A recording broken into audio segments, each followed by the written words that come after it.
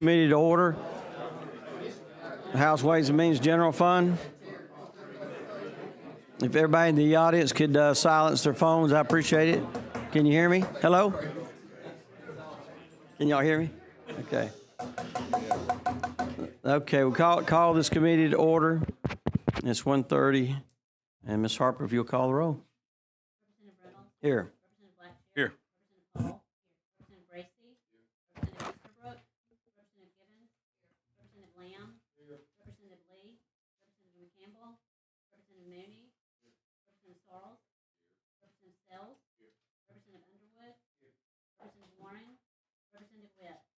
Thank you, Ms. Harper. Call the first bill on the calendar. House Bill 44 by Representative Givens. Public assistance. Department of Human Resources required to request waiver to allow the purchase of hot rotisserie chickens with SNAP benefits. Implementation of provided order. If it pleases the committee, I'll call for this bill to be carried over by the chair indefinitely. Thank you. All in favor, say aye. Opposed? Bill's carried over. Next bill, Ms. Harper. House Bill 400 by Representative Oliver. Ground ambulance services to prohibit balance billing and set minimum reimbursement rates for health care insurers to emergency medical service providers. Chairman Oliver, welcome. I think we have amended your bill and substituted your bill and ready for discussion today and a vote, correct? If there are any questions, I'll be happy to answer them. Otherwise, I'd ask for a favorable report. Any questions? Ms. Givens?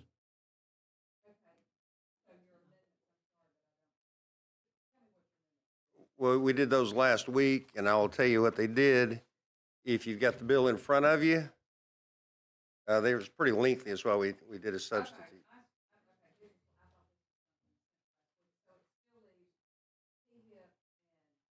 Is SEIB are left out of this bill? Right. And sunset provision. Right. And sunset provision. Certainly.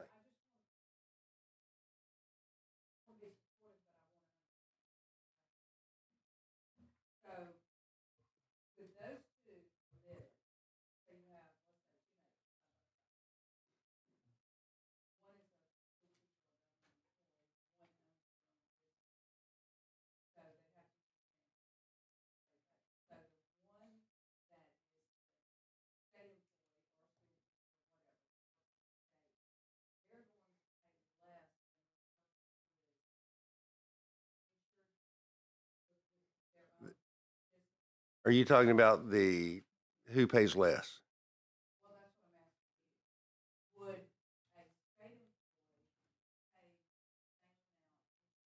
For this, oh.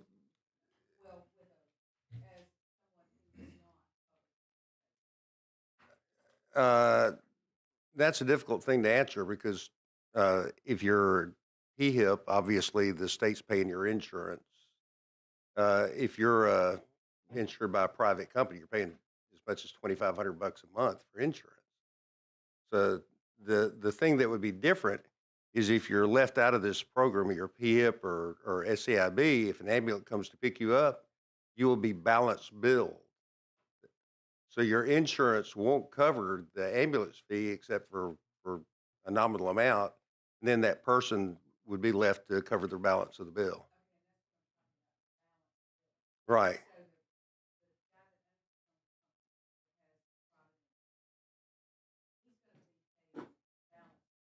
Yes, his folks will be paying balance billing.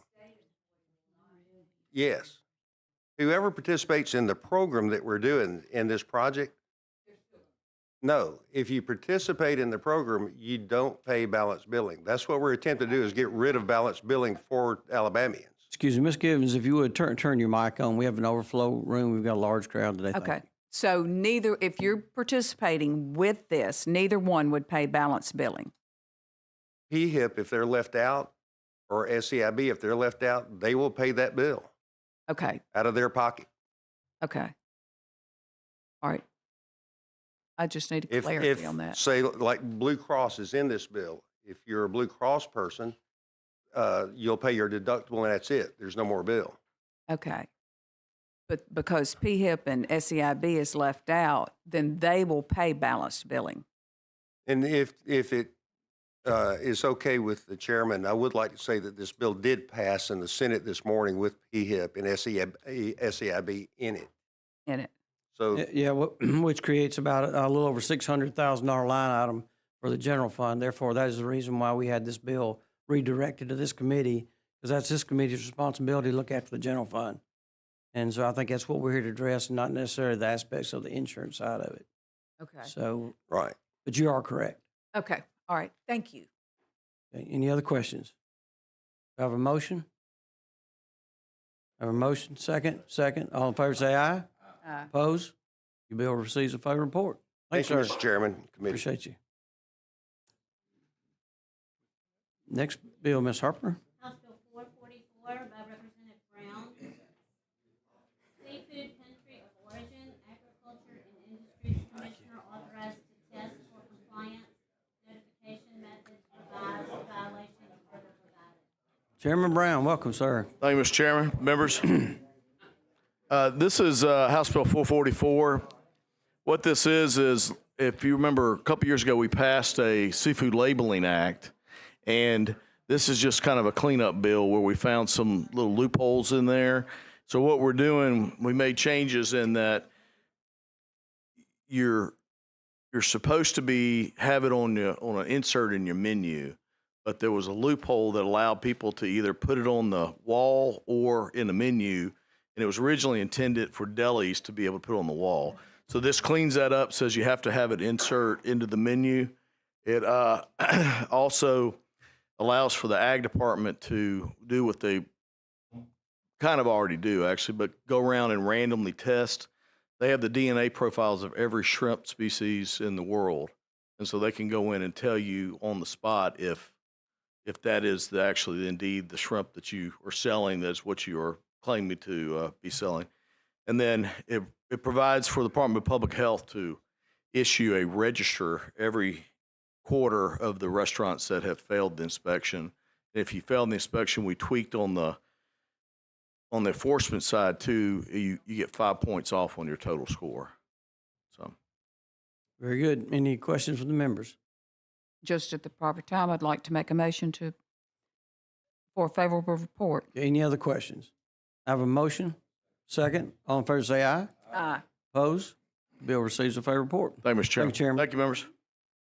Ms. Harper, if you'll skip my bill, we'll do both mine at the end and call the next bill. Senate Bill 249 by Senator Barfoot, distinctive license plate, volunteer and professional firefighters, plate fee increase, distribution of funds provided for. Representative Horton, are you carrying that bill? Thanks, sir. Sorry, yes, this is the distinctive tag bill for firefighters. I think we passed it out of here a couple weeks ago. It's a companion bill, but I'd appreciate a favorable report. Any questions? We have a motion, second. All in favor say aye. Aye. Opposed? Bill receives a favorable report. Thank you. Thanks, Thank sir. you. Next bill, Ms. Harper. Senate Bill 252 by Senator Hatcher, Governor's Mansion Authority employees further provided for. Representative Hatcher. Hey, I would like to thank the board for bringing this bill. This is one of those, for me, it's one of those feel-good bills. The Governor's Mansion Authority is responsible for operating, maintaining, and preserving the Governor's Mansion. The employees of the Governor's Mansion Authority has historically treated as unclassified employees. However, this status has not been codified into law.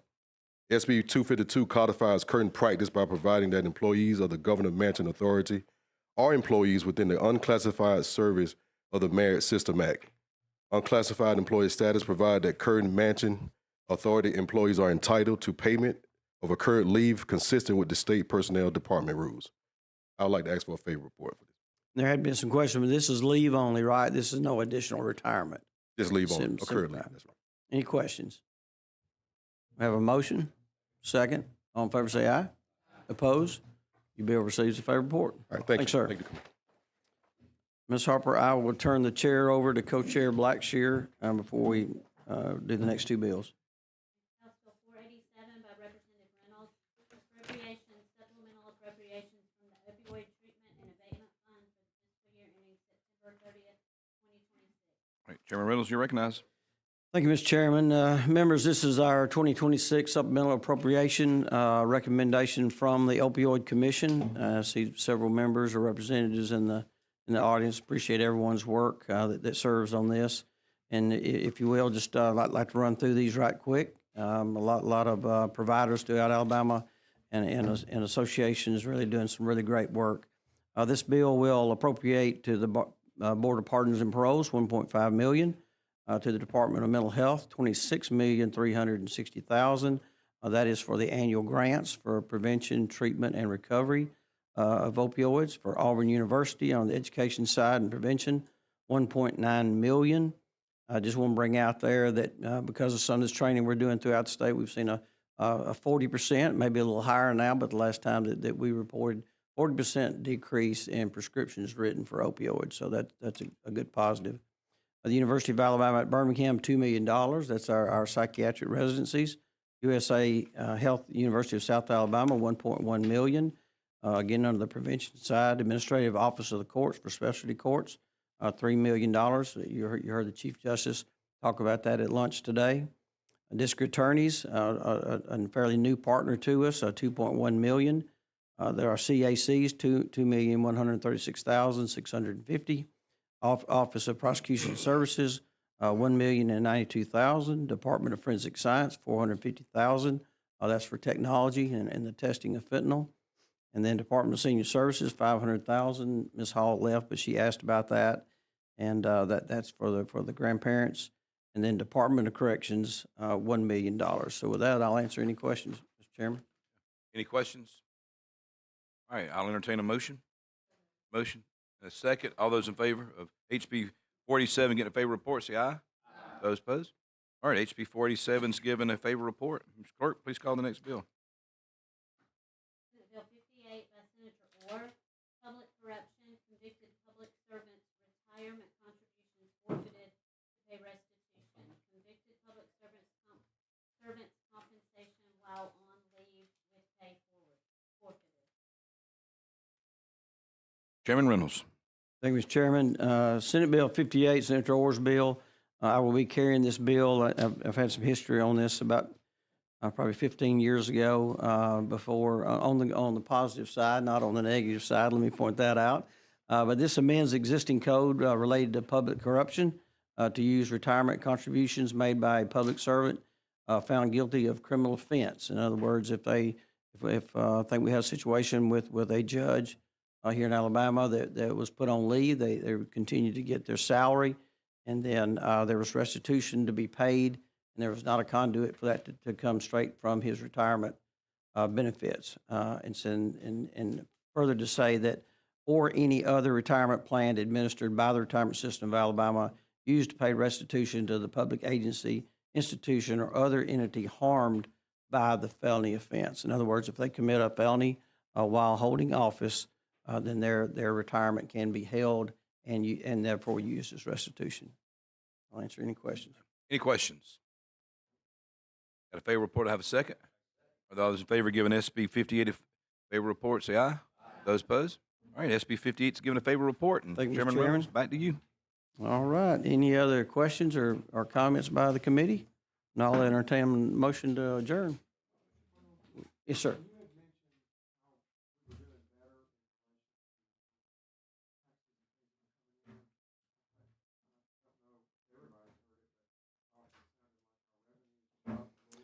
Yeah, it was, Representative Mooney. In January, our receipts were up. We actually saw an increase in interest on state accounts, which we've obviously been watching closely. About 7 weeks ago, if I recall, we still had about $500 million in ARPA funds in Treasury accounts, which is budget. The committee benefits from that.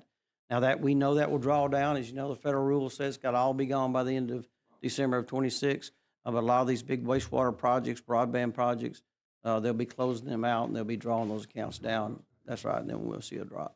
But right now, good. SSUT is still up. Use tax is still up. Insurance premium tax is up.